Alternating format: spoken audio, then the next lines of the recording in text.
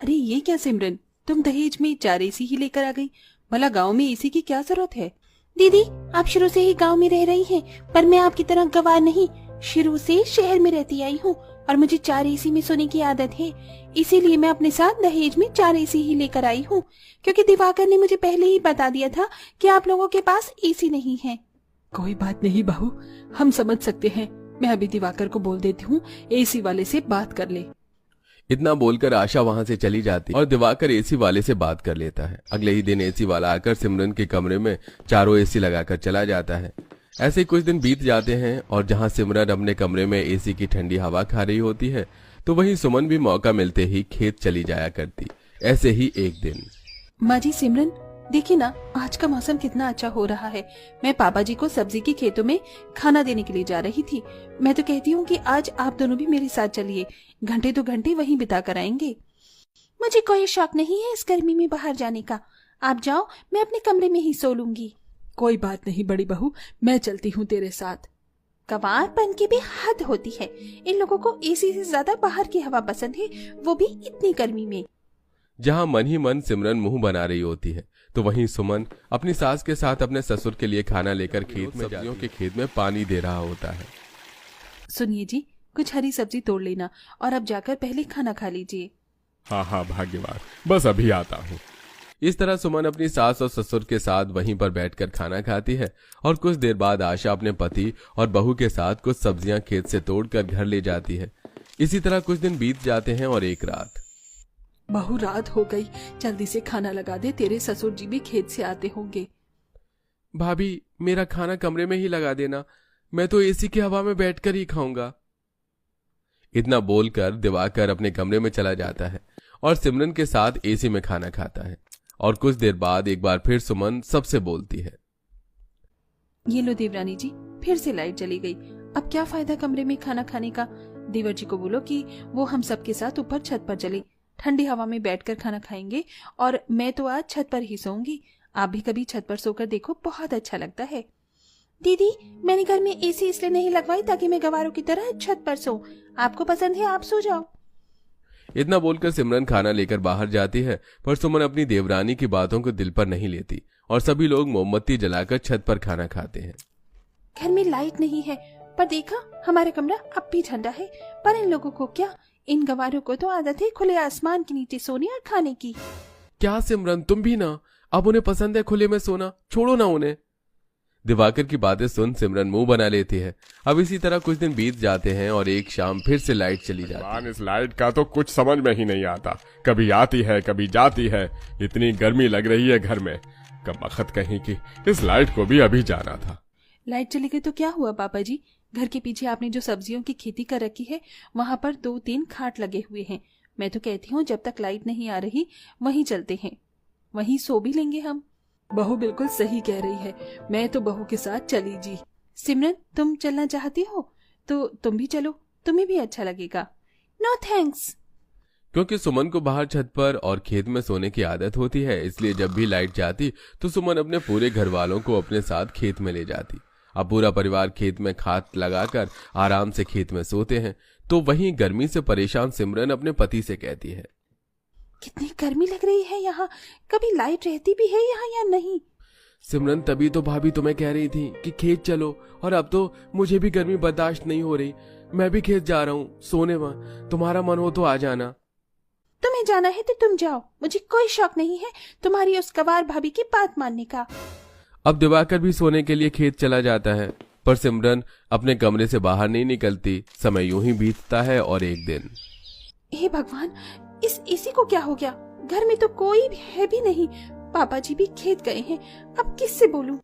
क्या हुआ देवरानी जी, तुम इतनी परेशान नजर क्यों आ रही हो? आपको बताने का भी क्या फायदा, आपको तो खुले में सोने की आदत है, ऊपर से मेरे एसी भी खराब हो गए हैं। इसीलिए कहते हैं देवरानी जी, सिर्फ एसी की हवा खानी सेहत के लिए सही नहीं।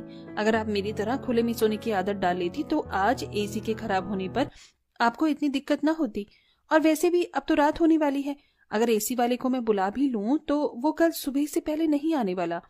पर कोई बात नहीं, आपकी गवार जेठानी आपके लिए इतना कर सकती है। मैं अभी एसी वाले को फोन करती हूँ और उसे कहती हूँ कि जितनी जल्दी हो सके वो कल आकर सबसे पहले आपकी एसी ठीक कर दे। भले ही सिमरन सुमन को गवार कहती, पर ऐसे समय में भी सुमन अपनी देवरानी का ही साथ देती है।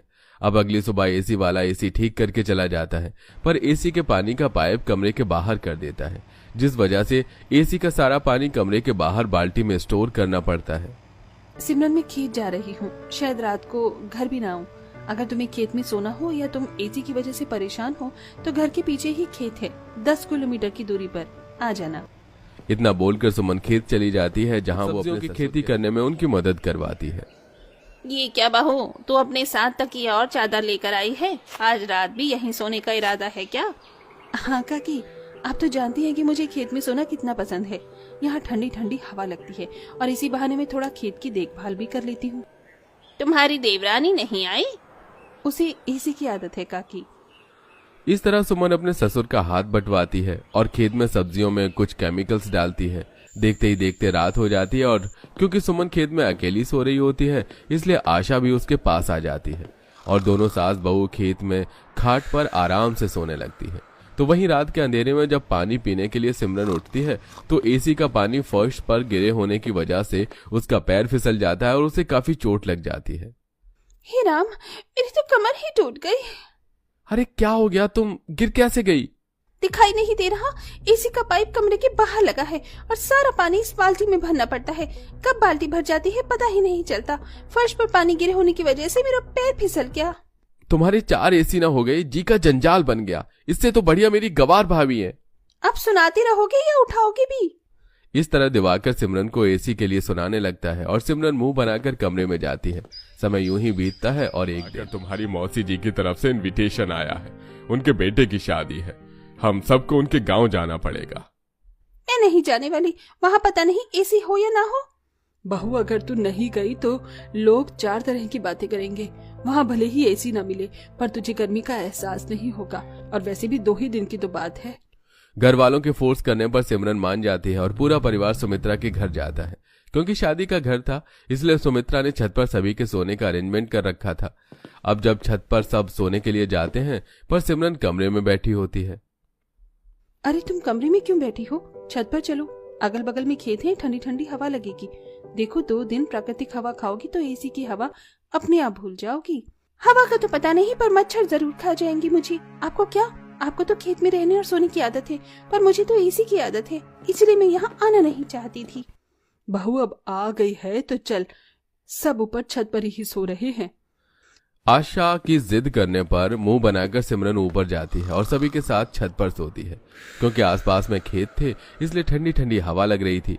कुछ देर बाद सिमरन को इतनी ठंड लगती है कि वो चादर ओढ़ लेती है और अगली सुबह इतना बोलकर सिमरन वहां से उठकर चली जाती है। कुछ देर बाद कुछ रस्में पूरी करने के लिए सभी औरतें दूल्हे के साथ खेत जाती हैं और जब सभी रस्में कर रहे होते हैं तो उसी वक्त सिमरन एक पेड़ के पास जाकर बैठ जाती है जहां उसे काफी ठंडी हवा लगती है। सच में नेचुरल हवा की तो बात ही अलग है। मैं बेकार ही परेशान हो रही थी। सिमरन को पेड़ के नीचे ठंडी हवा काफी ज्यादा पसंद आती है और उसकी आंख लग जाती है। शादी अटेंड करके जब अपने घर जाता है तो घर जाते ही सिमरन एसी चलाती है और ज्यादा लोड उठाने की वजह से एमसीबी गिर जाती है और तभी बिजली का बिल आता है और बिल देखकर सिमरन सभी से कहती है, जितनी एसी चलती नहीं है उससे ज्यादा तो इसने मुझे परेशान करके रख दिया है। कभी एमसी गिर जाती है तो कभी खुद खराब हो जाती है और लाइट तो यहाँ रहती ही नहीं है। इस एसी की हवा खाने से तो अच्छा है मैं खेत की हवा ही खा लूं, अपनी गवार जिठानी की तरह। सही कहते थे आप सब, इस एसी को निकालने में ही भलाई है। परेशान करके रख दिया इस एसी ने तो मुझे, और ऊपर से इतना ज्यादा बिल भी। सिमरन की ऐसी बात सुनकर वहां खड़े सब लोग हंसने लगते हैं। बेचारी सिमरन को भी समझ आ जाता है कि गांव में एसी की इतनी ज्यादा जरूरत नहीं है, इसलिए एसी बहुत कम ही घरों में है। इसके बाद वो एसी की जिद छोड़ देती है और अपनी गवार जेठानी की तरह खुले में सोने की आदत डाल लेती।